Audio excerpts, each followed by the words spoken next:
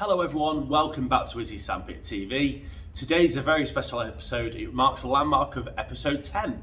So thank you very much for everyone that's tuned in on whichever streaming service or if they carried on watching on YouTube. I really appreciate it.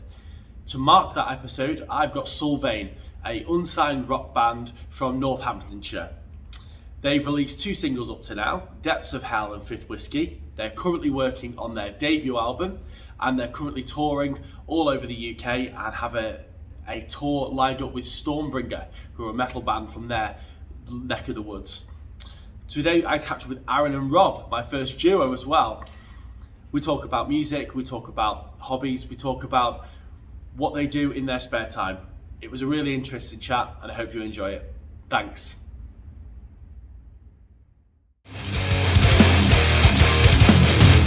You can take my mind, you can take my heart and soul. Good afternoon everyone, or good evening here. Welcome to my channel, Izzy Sandpit. Today I am joined by Aaron, guitarist, and Rob, drummer of Sulvain. Hey, how we doing, dude? How you All doing, right. mate? I'm having a brew. It's 9 PM here. I'm having a brew. What are you guys Nice. feasting on? No caffeine Coke, mate. Keeps the anxiety down. That is retro. You know, forget Coke Zero, forget Coke Life. I'm going no caffeine Coca-Cola. Yeah, That's how rock and roll we are. yeah, man. Absolutely. Sure. You know, let's be honest. Whiskey's so yesterday. Yeah, so like last Yeah. caffeine-free Yeah. Coke. And what are you drinking, Rob? I've actually got coffee a little bit. Hardly any left, but yeah, I've got a bit of coffee. Awesome. So Sulvain, tell me about Sulvain. NOLA Grunge rock. So like sludge, stoner, grunge. I mean, I love grunge. So you tell me about the Yeah. band. Well, us two formed it. We actually started 3 years ago. But yeah, it's coming 3 years ago. Just after I left my previous band, and I to be honest with you, I wasn't even going to do anything. But Rob was like, "Ah, man, let's just jam out," and that's all we kind of treated it as, weren't it? Really? Yeah, we always said, I was a big fan of Garshkott, and obviously I knew Aaron from the scene, and I'd only been playing drums for sort of like 3 years, so I was still learning. Wow. And he said to me, "Oh, we'll have a jam." So I was like, "Yeah, definitely." We just got together and had a little jam, and then it kind of went from there, really. Yeah, man, absolutely. Yeah. And then it just kind of went from there. We Adam, who was originally in Garshkott as well, he was going to do it with us, but after a couple of practices, he just said he just didn't want to do a band anymore. So we carried on, and then we brought in we tried out a different bassist first, guy called Jake, who's now in a band called Disinherit, who's also on the local scene. Right. And he came down for a couple of times with our vocalist Sky. And then we wrote Fifth Whiskey, and then the rest was history. Like, it just... Yeah, I mean, we've known Sky for I'd known him for 7-8 years. He was band promoter in our area that was putting on, alternative bands like Garshkott and things like that. And That's right, yeah. yeah, we said, get him in and see how things went. And yeah, we all just gelled and got on with it, really. So yeah, it's actually quite nice as well, because the writing process is so natural, because we're all into the same kind of thing. So when it comes to the whole writing process, it just naturally... Yeah, it's really weird, because it was like when we jammed, we didn't, set out to say we want to sound like this. No, we just jammed, and it just came out. We all like the same bands. We're big Pantera fans, Lamb of God, Metallica and all that sort of stuff. But we like grunge and all stuff like that. And it just kind of Caius and Down and all stuff like that. Chains, you name it. Yeah, it was really weird, and it all just kind of come out. And then Sky, obviously, he brought his massive Pearl Jam fan, and he brought, the voice to it and things like that. We just went from there, really. Yeah, so, yeah. No, that's awesome, guys. I mean, it's great to see a band just get in a studio or in a practice room and just like it really just gel together. And when I was watching the video to the likes of Depths of Hell and the Fifth Whiskey video, sorry, not Depths of Hell. I was watching it shows like you've got you, Aaron, that you just sort of stood there, and it's nice. So it shows that natural vibe that you guys have got going on, and I think it shows. it was really good fun to do, and all the video, weren't it? It was.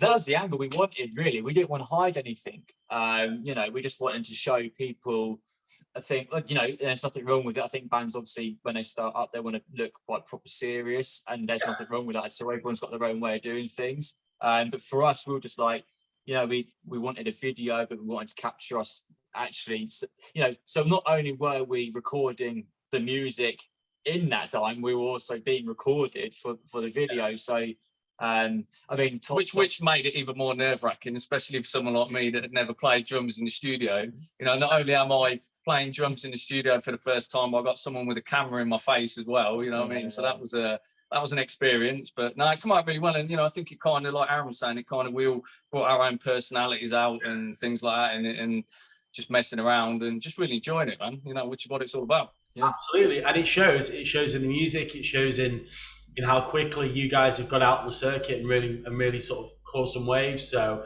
it's funny, you just want to draw back on that comment that you made before about how you're all really into similar stuff. Yeah. Do you guys bring any additional influences? So like I look at, if I use myself as a comparison, one of my favorite singers was Chris Cornell. So big into same here. Yeah. Soundgarden, one of my favourite bands, man. Yeah. Exactly. But do you guys pull anything else in? Is anyone a bit left field? You know, are you a Backstreet Boys fan, Aaron? Are you a Blue fan? You know, do you pull that? Yeah. Well, Aaron and Sky like Stained, and that's one band that I cannot stand. And like, they keep saying in a practice room, we're going to do a Stained song, and I'm like, I'm leaving. I'm not doing it at all. You know what I mean? And there's like me and Matt. Matt is our bassist, and me and him are probably into more heavier stuff. I think. Matt's into a lot of Infant Annihilator and death metal, which I like as well. I'm into a lot of death metal stuff, but then again, you know, I'll cross over into the grunge side of things. Like, you know, I grew up in the 90s, and 90s for me was like, you know, the best for me for music. Pantera, Machine Head, Burn My Eyes, you know, Biohazard, Fear Factory, and then you had the whole grunge movement going on, and you know, I still listen to all that stuff as well as the new stuff, and it's weird because I can always tell what Aaron's listening to from when he comes into the practice room, because I know he's been listening to a lot of Jerry Cantrell and Alice in Chains, and like the last two songs we wrote are very influenced by that. You know what I mean? And I can tell that he's been listening to that when he comes in and starts playing. Yeah. So like the song "Depths of Hell," when I wrote that as I come out of hospital, and and then the whole time I was in hospital, I was listening to was Zakk Wylde and Black Label Society. So that had a massive influence on when I wrote "Depths of Hell." It just, the riff just naturally come out, and it just. But I think like, even when it comes to like having these heavy influences, like, you know, Joey Cantrell and Zakk Wylde and stuff, we still make it our own as well. Like it's influenced by them, but I wouldn't say we're trying to copy them, because I think there's a massive difference in trying to copy who you are inspired by to actually just allowing them to inspire you, but you're doing your own thing at the same time. I think there's a massive difference in that, and I think we captured that really well. And I think what people will find as well, obviously we're going in the studio to get the album done in end of April, beginning of May. So what people are going to find is, you know, we've got eight tracks, and they're all different.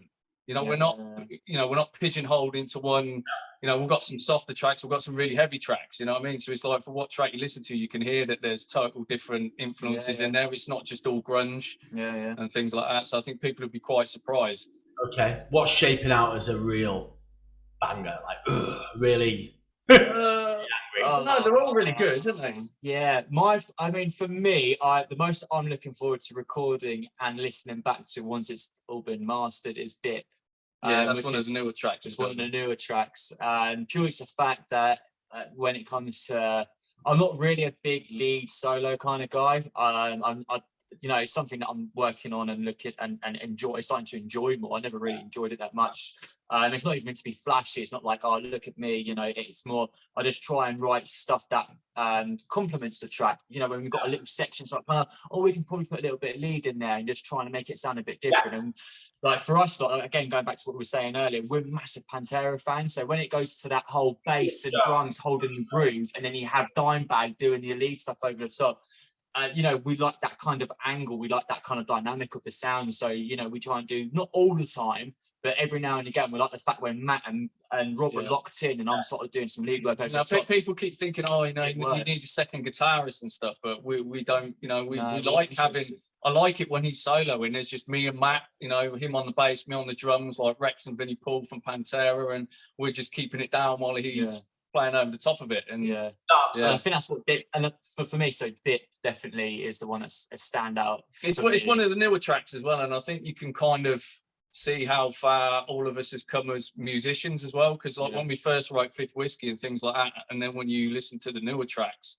you can really hear how each members evolved. You know what I mean? You know, the drums are a little bit more complicated, and you know, the guitar and Sky's vocals and things like that. And I think you kind of, you know, you've been playing now for like 2 years, 3 years together, and you know, as a musician, you're growing, and your songs are getting better and better.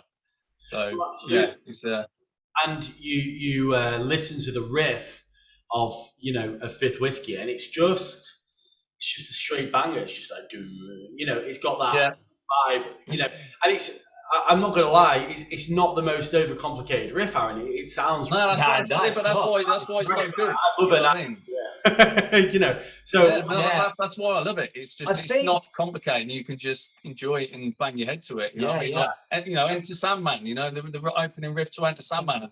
Everybody when they first learn guitar can play that, but it's still a banging tune. Isn't it? Smoke in the Water, bro. You know, it's a simple chord progression. You know, look at Walk by Pantera. It's just on the first fret. Gonna get it. But it's just the song that as soon as it comes on, everyone wants to lose it. It's got that groove and it's got that catch. And I think that's the swing. You know, you can't get it out your head, sort of thing. Yeah, it's got that element of just catching it. Yeah. Another one is, you know, Symphony of Destruction. I know that I want to say Megadeth don't quite get the plaudits.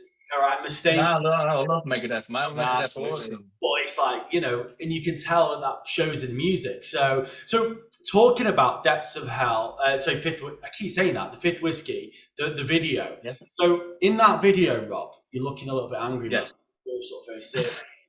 You know, I've got to ask you, do you own any Hello Kitty drum skins or any SpongeBob SquarePants pajamas? No. Mate, No. It's not anger. That's nerves, mate. It wasn't anger. I was just like, oh my god, how, you know, I've literally, you know, these guys Aaron's been playing guitar like all of these years. I've literally been playing drums for like when we went in the studio for probably 3 years.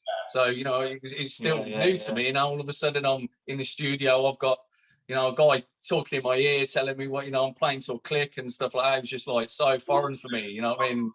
Yeah. So it wasn't I was angry. It was more I was thinking, what am I doing here?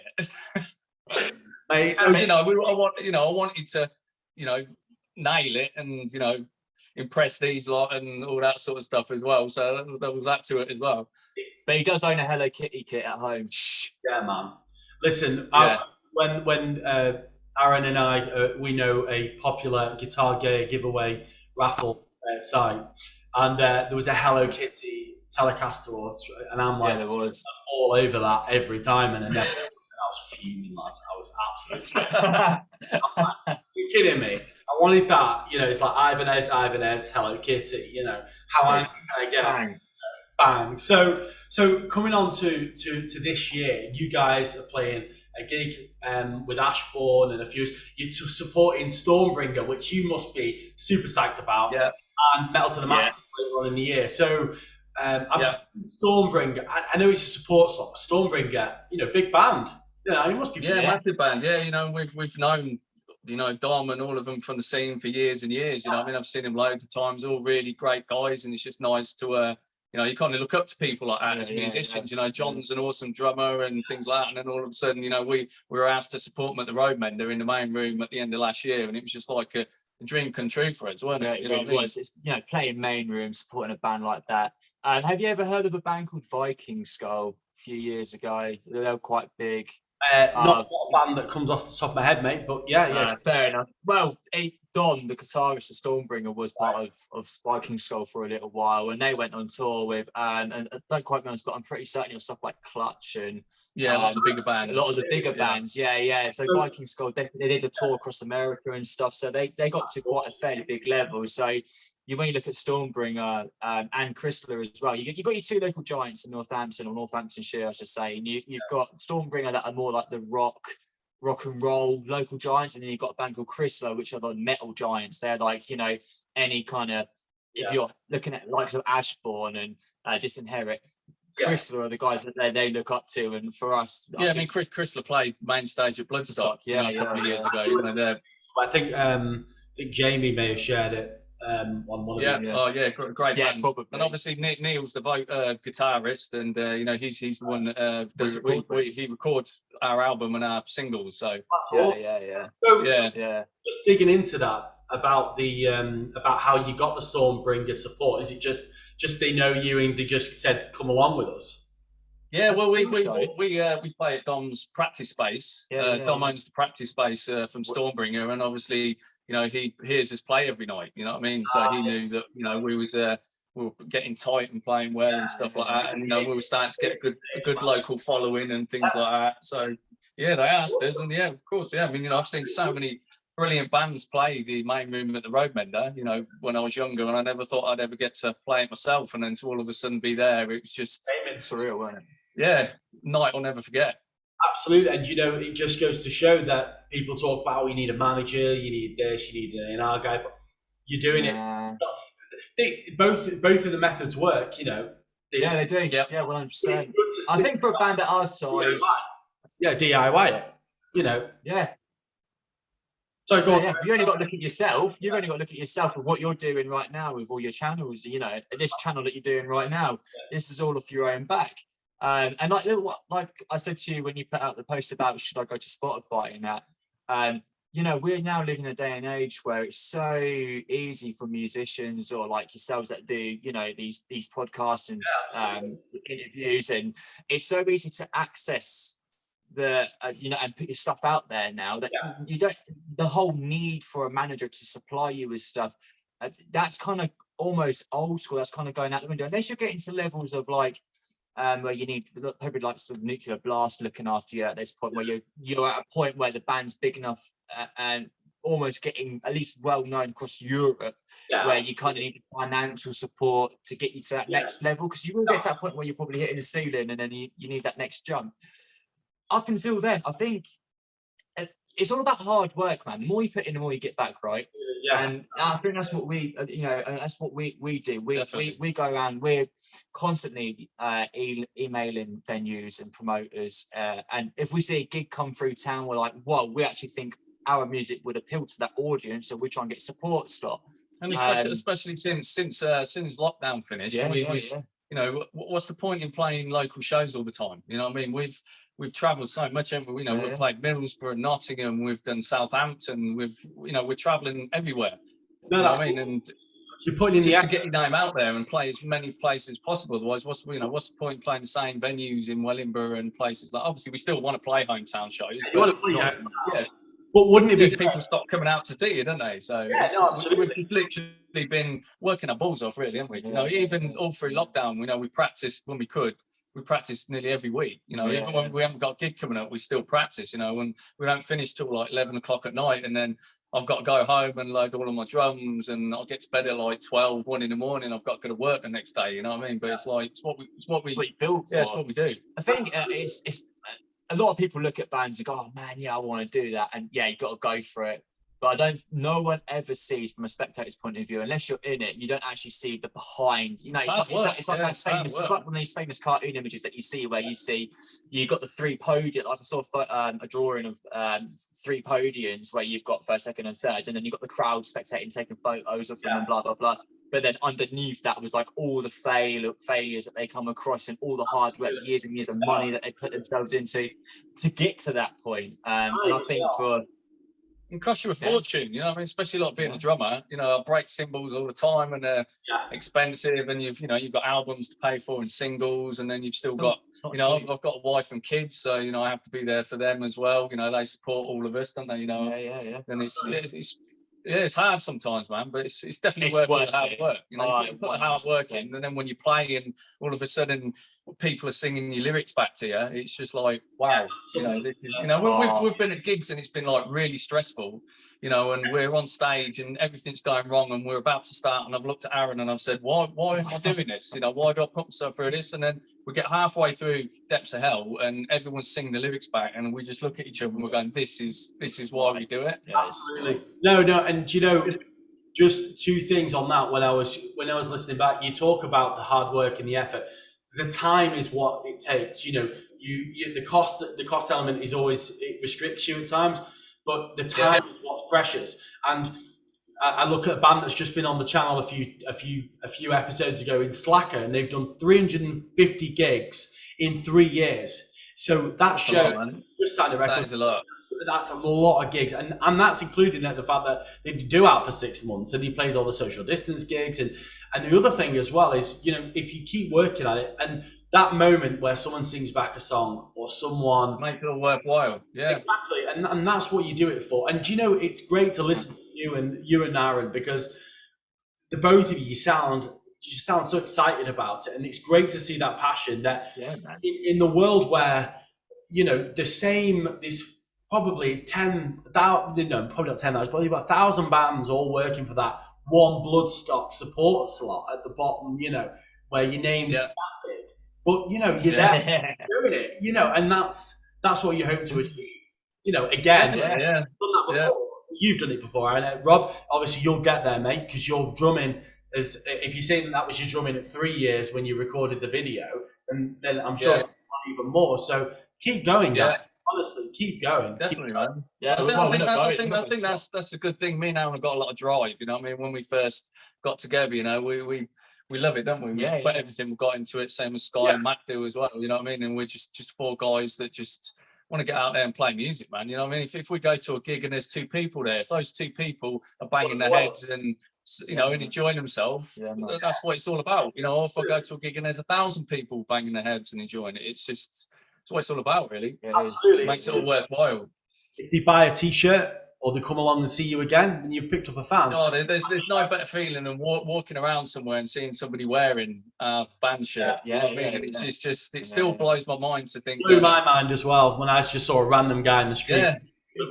And it's hard because there's, you know, you're in the practice space. You know, there's 4 of you in a practice space writing a song. We think it's good, you know what I mean? But is anyone else going to like it? You know what I mean? And then to play it and then get feedback from other people saying that they like it. And, you know, especially with Sky's lyrics, you know, they're very sort of, a lot of people can, you know, well, you can relate to it. You know what I mean? You know, a lot of people have anxiety, a lot of people, especially now, mental health and stuff like that. And Sky's the type of person, you know, same as us, who, when we write lyrics, we write, you know, what we're going through. You know what I mean? And I think, you know, a lot of people can relate to that, and it kind of makes it all intertwine and people like it even more, you know what I mean? Yeah, no, absolutely. So, you know what, guys, you've walked into a question there for me. So what holds the band together? Like, well, like, you know, like Rob was saying earlier in the chat, you know, he's got wife and kids. So, you know, because we're doing so much with the band to get out there, like, you know, over the next 2 months, 2.5 months, we've got nearly 8 gigs lined up,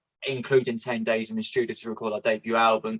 Now, when you're cramming that into the next 8 to 10 weeks, that's a lot of time taken off. So when we do have times where we're not gigging or not at the practice room or at home, you know, because another thing as well is, like, Rob will practice to the pick tracks at home. I'm in here writing more music or trying to get the guide tracks ready for the studio. So it's not just as a band, you know, we spend a lot of time as a band. So when it comes outside of band, Sky's got, you know, he's got his child that, you know, he wants to see and spend time with. And I think it makes it easy as well, is because we're in a band together, but we're all best mates. So it's like, you know what I mean? You know, usually you'd have your band and then you'd be like, I've got to hang out with my mates. Well, you know, that they are my best mates. You know what I mean? Like Sky, Aaron and Matt, you know, I've known Sky for like 7 years. You know, I've known Aaron for, God, how long have we known each other now? 4 years maybe, something like that. Oh, probably even longer. Yeah, you know, we're all best mates. So it's like, if we're not making music, we're hanging out. They'll come around my house for barbecues in the summer. You know, we'll just hang out anyway. Nice. So it's. I'll send you my address. I'll bring some nice. We'll play in your living room. We'll set up in your living room. You've got guitars there, mate. You've not seen. the balcony, we'll just aim it towards the Hyde Hotel. So there's a hotel next door called the Hyde Hotel, and they are the noisiest fuckers in the world. So I'm like, Let's do it, man. No, I'll come over we'll and be do there that. for for in fact, there's a bar the other way called Lockstock, and they have like some metal bands there. So you know, maybe a gig at Lockstock for you boys when you when that'd be nuts, wouldn't it? you. That'd be wicked, man. Could you imagine? mate, the Mate, sun look. is real. I feel like the sun. Yeah, I bet it is, man. See, I'm a bit more of a hermit. You'll be seeing me hiding in the shade. Oh, I hide in the shade as well. I do that. Yeah, I'm not really a big sun guy, to be honest. No, It will burn. Well, yeah, I'll turn into a lobster, man. Like, And it's hard when like every single T-shirt in my cupboard's black as well. You know what I mean? So it's like I purposefully found a white one to address the balance here, Jen. yeah. It just, I don't know, it just makes me, I like colourful. I always like colourful on the show. So talk. The thing is, the white shirt don't stay white for very long, does it? Especially when you got kids like and stuff like that. I don't have any kids, so no. Yeah. So Rob, you've been playing drums 3 years. Aaron, Yes. how long have you been playing guitar for, mate? I properly since I was 18. So what? I'm It's 4 27, years. 28 this year. So about nearly 10 years properly. I was kind of on and off before that, but I was more into my sports, like playing football, temping bowling, all that kind of stuff, really. So I kind of picked up and then, because I weren't practicing, I weren't getting any better. I was like, nah, bored of it, kept putting it down. But something always drew me to it. I always, even though I kept putting it down, I kept picking it back up.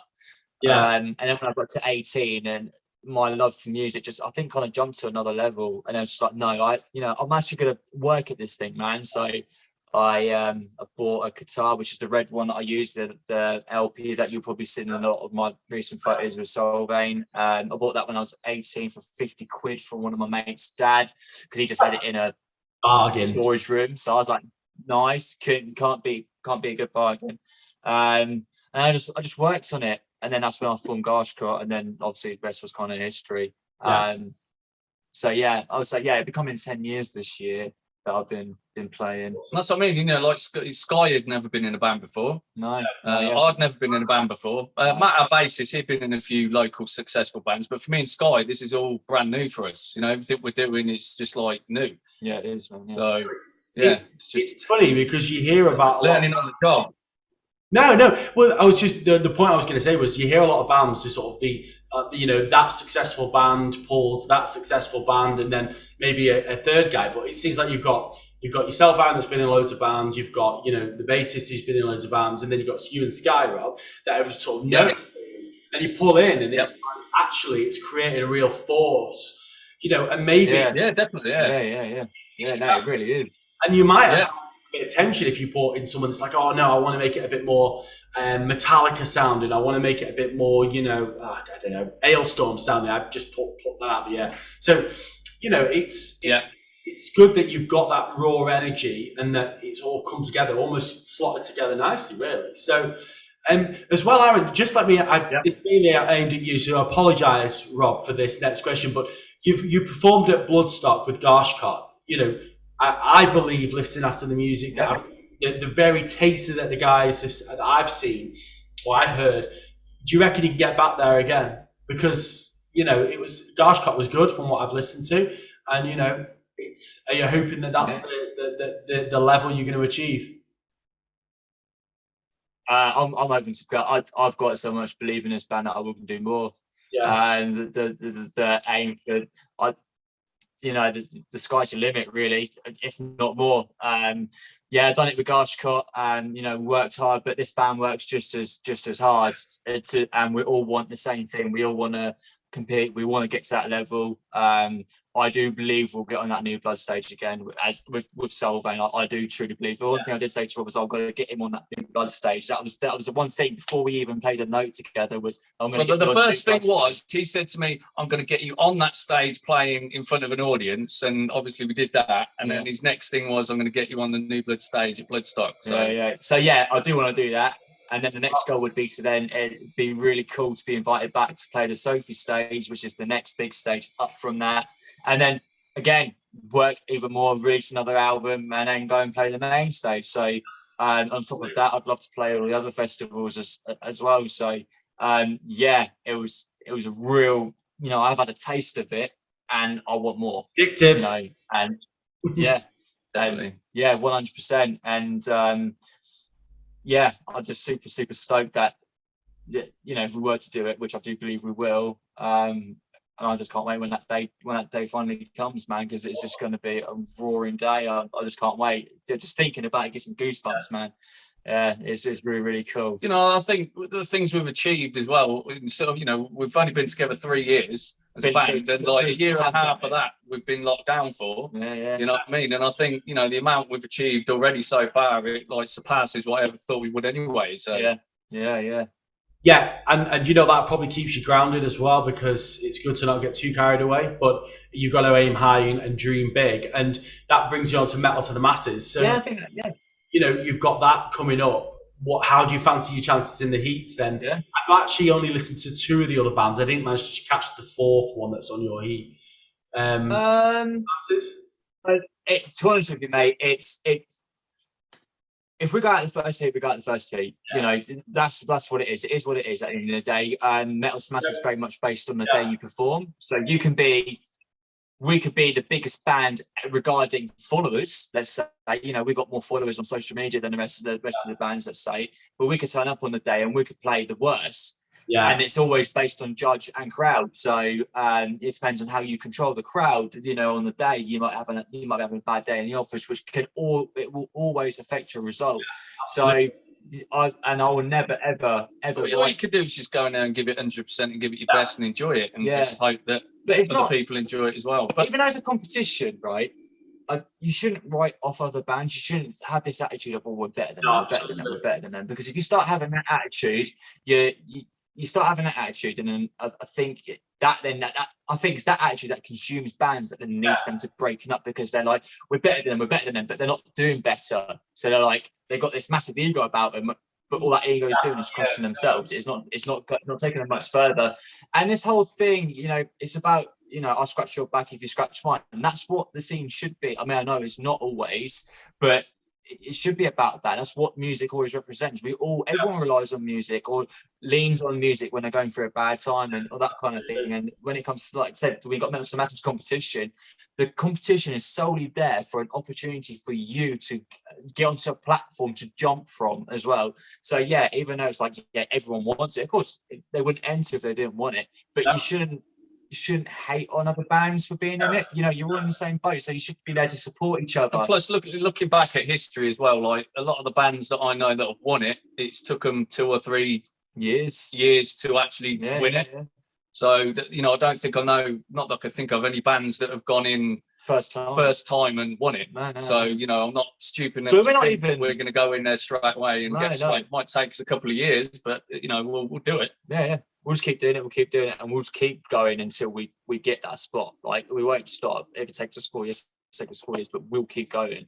But another thing is, it's like, it's playing a new venue, it's playing to front of new people. So even if we do go out in the heat, if we even to gain a couple of extra friends or followers or people that like the music and will continue following us, or it's also another thing is, it's very important. A lot of bands go, well, how are those bands gigging up and down the country? How are they do connections, man?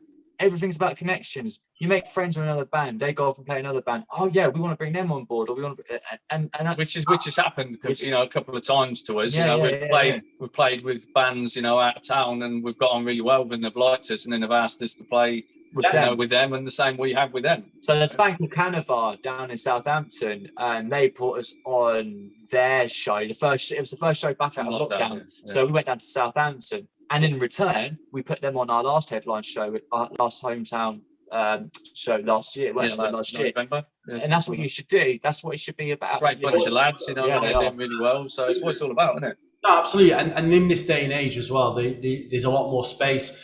Back in the day, you used to just have to be on Kerrang TV or MTV, and Scuzz and all those old school metal all coming, or in classic, you know, Metal Hammer. Now there's a whole wide range of ways you can make your band successful. Okay, we might be honest, you might never play an arena tour, but you might exist on the circuit for 25 years.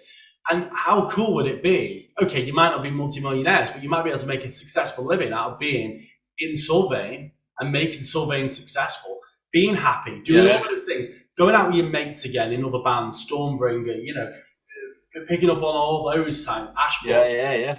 You might make friends with half of the guys off Metal to the Masses, and then all of a sudden, you're not looking at winning. You've won. There wasn't a trophy for getting on that stage. The trophy is you get to make a successful career. So, guys, you've got the great attitude about it. I always ask that question because I think it's a good one to see what how they approach these things, because it may be a competition, but you've hit the nail on the head that if you can make some friends out of it, you know, then that's great. So Aaron, your main influence is Dimebag Darrell. Obviously, you've got all the guitars. Rob, what's your main influences for your music, mate? For you, mine's more like style. Exactly the same, really. But yeah, from the 90s. I mean, you know, I thought I was into heavy music. I loved Appetite for Destruction from Guns N' Roses when I was a kid, and you know, I thought that, and Def Leppard and Bon Jovi, and I thought I'm into heavy music. And then Pantera brought Vulgar Display of Power out, and my mate lent me the cassette, and my mind just absolutely blew. And then from there, you know, Machine Head brought Burn My Eyes out, and Sepultura came out and things like that, and that was it. I just went from there. And then obviously I was always a massive Soundgarden fan. Like, I love Chris Cornell. I love Chris Cornell. Yeah, and Alice in Chains and all that sort of stuff. And yeah, I still love a lot of the bands that are around now as well, but most of the stuff I listen to is sort of 90s stuff. But so yeah, really the same sort of stuff. I love Lamb of God, you know, all that. I love Deftones and all that sort of stuff. So if you could pick a drummer, same as you, really. Yeah. If you could pick a drummer, then who you would say has really, like, you wanted to, maybe you didn't want to be like him, but he really inspired you. So Chris Cornell inspired me to be a singer, but for you to be a drummer, who really said, "Oh, I'm going to pick up the sticks"? There's a few, really. Have a few, mate. You're not Mario Funkajira. Yeah. Mario Funkajira, he's just unbelievable. He's, you know, I watch him and I'm just like, I'm putting the sticks down because I'll never get up. Never put the sticks. Vinnie Paul from Pantera. Vinnie Paul from Pantera. And probably Abe Cunningham from Deftones. Oh, right, okay. Deftones. Hey, that's funny. I'm never really into Deftones. And then I got a 7-string guitar and was like, right, I started playing some Muse on it. I started playing some really simple stuff. And I was like, I need to find something. And then Deftones is 7-string. And I'm thinking, and some of the drumming's just amazing, you know, and the guitaring as well. Yeah, and he's very underrated as well as a drummer. You know, a lot of people don't mention him, and he's so underrated. So yeah, they're my, and Tool. I love Danny Carey from Tool. He's absolutely nuts on the drums. So yeah, there's so many. You know, I could watch any drummer and think, oh, I wish I could be that good. Keep working. And then there's so many drummers on the local scene as well, like Matt Ward from the Dark Horse. He's an unbelievable drummer. They're a local band, and you know, I was learning drums, and I saw him play, and I was like, man, he's amazing. I really want to start, you know, going out and playing shows and things like that. And that's just on the local scene. So yeah. There's so much talent in the underground scene these days, man. Like, so many.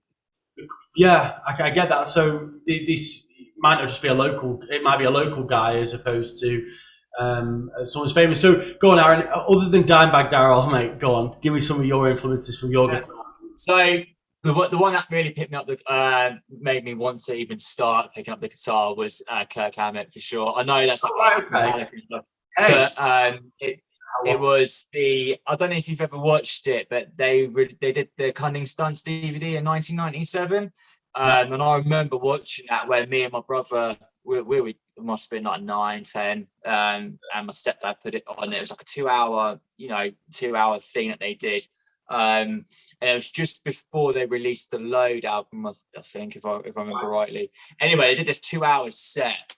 And I remember seeing when they were still good, basically. Yeah, when they were like probably in their prime, you know.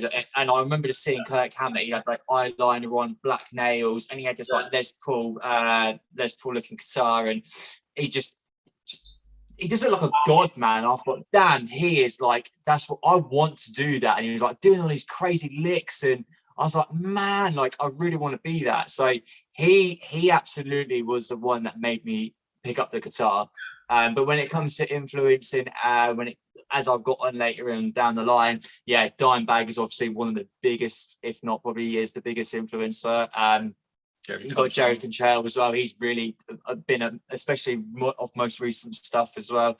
Zach Wilde, even Mark Morton from Lamb of God, absolutely incredible. Joe Bonamassa, I can watch the guy for hours.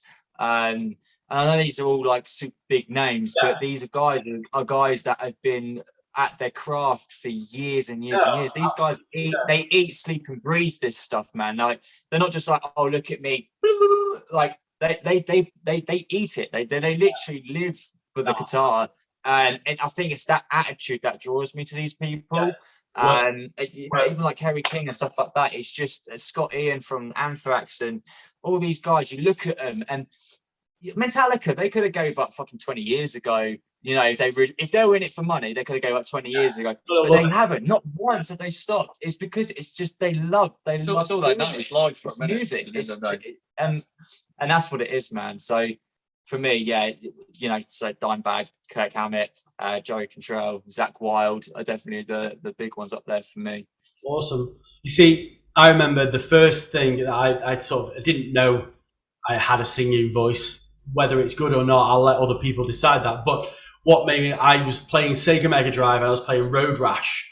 You know the game where you're on the motorbikes and you're whacking people? Yeah. Listening to Rusty Cage come on like the... Yeah. I remember hearing that riff and hearing Chris Cornell's vocals and thinking, what is that? So I remember like getting, like, my parents weren't into that sort of music. They were not into the heavy metal, rock music, grunge.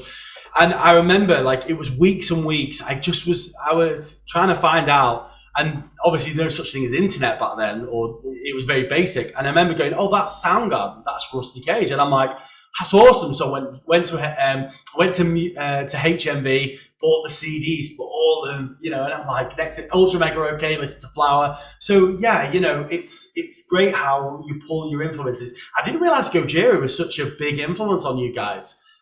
You know, I've listened. Yeah, I'm probably more Gojira than you guys, aren't I? When you like Gojira, I feel that as if you're going by one of the tightest bands on the planet live, Gojira are definitely probably, if not the best. You know, I got into Gojira like just as for Mars to Cirrus came out. You know, before they actually got really big. And that album, you know, especially his double bass work on that album was just absolutely nuts. But yeah, I mean, Gojira for me are probably like, you know, the biggest, tightest live band around at the minute. They are really, yeah. They're 100%. There's some stuff that they play and they make it look so easy. But again, they've done it the hard way. You know, they've played small clubs. You know, it's took them like 15 years to get to this point. Yeah. You know, it's not like they've just done it overnight. No. So, and they're making a career out and they're successful. So guys, it brings you on to the fun question section. The serious part is over. It's time to open up your darkest demons. So as I ask, I've never done this as a menage a trois, a three on the video thing. So guys, thanks for being the first double act on Izzy Sandpit TV and podcast. So winning there. Thanks for having us on. I really appreciate it, man. Love it, man. Yeah, love it. So first question is for both of you. Gravy or curry on chips, boys? No. What? Definitely not. Not gravy on chips. No. Nah, sorry, man. It's a no from me too. My missus wouldn't agree. She's from up north, and that's what they do up there. But no, definitely not. I don't have gravy full stop. It's just not my thing, man. Not even with a roast dinner or anything. Nah, definitely not on my chips. No, mayonnaise, mate, on my chips. So we're not even curry sauce, but not curry sauce. Definitely not curry sauce. No, I can do a bit of curry sauce or the Nando's peri sauce. That's quite nice on chips, but no gravy, man. Yeah. Guys, just for the podcasters, Izzy's pulling a really disappointed face here. You know, everyone knows how much. Sulvain, you like a bit gravy on your chips. I'm a northerner, mate. I'm a northerner. Of course, I like gravy. Yeah. Literally, I took a bath in gravy when I was young. I was baptised in it. You know what I mean? So it's fine. You can redeem yourself on the next question. Are we going for Cocoa Pops or Rice Krispies, boys? Cocoa Pops all day. They even turn the milk chocolatey, don't they? Yeah, no, Rice Krispies for me, man. And then you get to drink it afterwards. Yeah, well, you see, I like Cocoa Pops when I'm feeling a bit childish and thinking, yeah, this is the life here. And Rice Krispies when I'm feeling a bit... I'm childish, so that's me every day. So yeah. But then again, Rice Krispies have got the old snap crackle. Yeah, man, it's all about the noise and a bit of sugar on top. I've got some, and sugar on top. Exactly, I added sugar to mine the other day. Absolutely. Yeah, man, straight up, love it.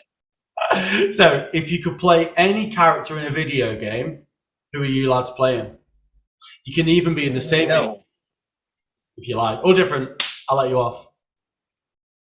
Video game. Whoa, Do you know a game I used to love back in the day was Driver? Can you remember Driver? Yeah, I remember Driver. He was like a gangster guy, and you had to like drive round and shoot at the triads and round London and things like that. And yeah, I think I'll be that guy. I always used to quite like that game. Okay, so Rob's going gangster criminal style. What are you going for? Yeah. Crash Bandicoot? Nah. Do you ever know the character Crazy Bone on Mario Kart? Yes. He was like he was a skull version of, I think it was Yoshi or something. Oh right, okay, yeah. It was yeah, the little bone. It was like the skeleton version of the turtle. Yeah, that's it. Oh, so the turtle, not the dragon, the turtle. Yes. Oh, that's a good one. That's right. Yeah. No, he was always my go-to, man. When it was like playing Mario Kart on the Nintendo DS, man, it was always Crazy Bones, man. He was such a cool little dude. That must have been after my time then. Yeah, of course you're old. Yeah. You're ancient, man. Yeah. How old are you, Rob? You don't look. You look young. 42. I'm 42. Hey, so I'm like pretty much 10 years older. Yeah. Wow. I'm the old boy of the band. Yeah, man. Hey, yeah. You know, Sky's like 29. Yeah. They'll be wheeling you on stage at one point. Yeah. They already do that anyway. This is a brand new debut question, gents. I'm putting you two in a boxing ring. Who's winning?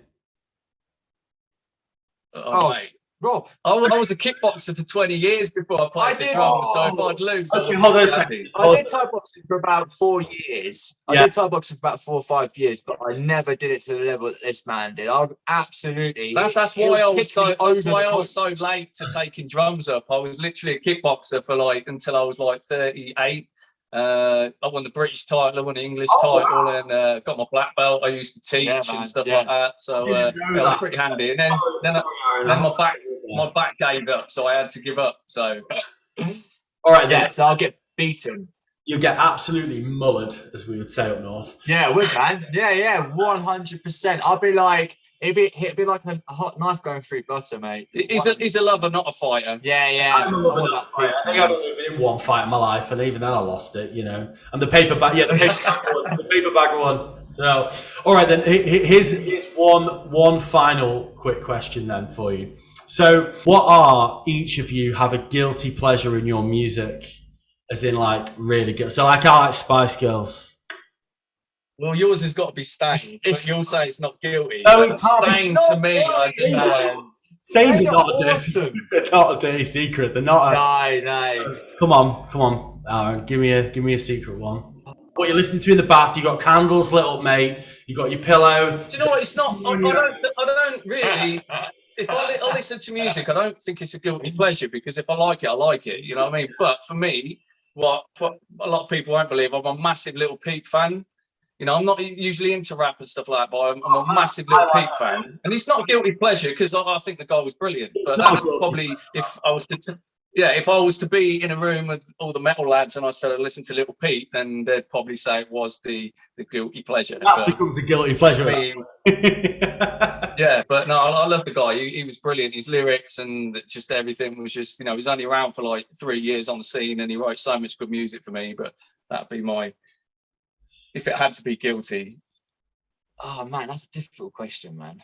I like a difficult question. If it gets the grey matter, matter.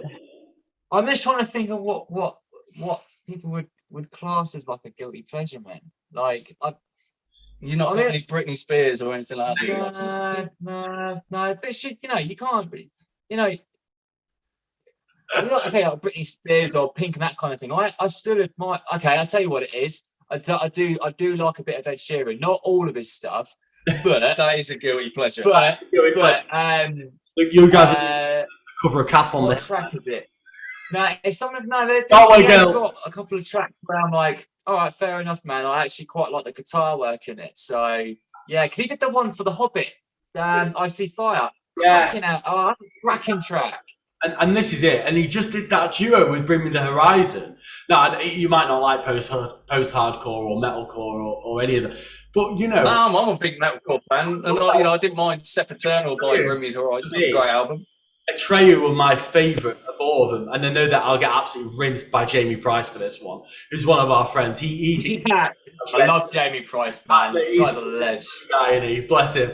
But so he spends a lot of time drinking, that guy. Guys, for those that are not aware, Aaron and I share a common friend called Jamie Price. He's an absolute legend, and he spends his whole time eating or drinking with his mate Lewis. And it's just, I don't understand how he's not £9,000 in AA.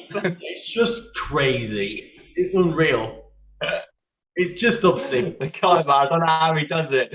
I tell you what, man, the amount of times I bumped into Bloodstock last time, and it's just like, you're right, Jamie. He's like you can see him dying. He's like, I'm off to Wetherspoons down the road because I need food. I'm like, mate, how are you doing this? He's living the dream, that guy. He's living the absolute dream. And the final question is, tell me a funny story from your gigs, or it could be, obviously you guys are still relatively new, so you might not have any help. You might have a little nugget. For me. I'm trying to think. When we played Homecoming gig last year in November, Sky fell off the stage. That was, but he did it so it looked like he did it on purpose. Yeah. He fell off the end of the stage. There was a load of water on the floor or beer, and he slid in it. But he made it look like he jumped down there on purpose and then got back up. That was a good. It's always Sky, to be honest, a singer. Yeah, our very first gig we ever played, he headbutted the microphone. Really, yeah. And he did it, yeah. I'm trying to think what else. When we were travelling back from London, we played.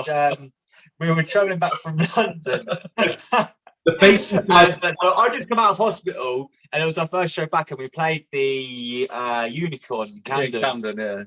And we loaded his van up, and he reversed out. And as you come out of directly out of the Unicorn, you're at a set of traffic lights. Yeah. Anyway, I saw him back onto the traffic because there was still quite a few cars coming down, and then I jumped in the van, and as I stood the doors shut, this pizza guy come up on his little motorbike, and Rob just lowered down the window. And I was like, we were starving. I was like, mate, what you got in the back? And he was like, I got pizza. So I was asking him what flavour it was and can we have it and all this sort of stuff, didn't we? And then the lights changed. Yeah. So the lights went green, he shut off. And this guy on the bike was just still standing there, like, trying to answer his questions. But, oh, man. And all the cars were like, man, trying to get it to go. Yeah. And I was like, oh, mate, it's on green, man. And we drove off. It was quite funny. I think like later on that night on the way back, we had to pull over on one of the dual carriageway because Sky knew the piss, and I'm pretty certain he pissed, and then I think he stood in his piss after before he got back in the van. Oh, bless you! You got to have to bring Sky on next time, just for the comedy. But yeah. I'll probably end up headbutting the camera or something.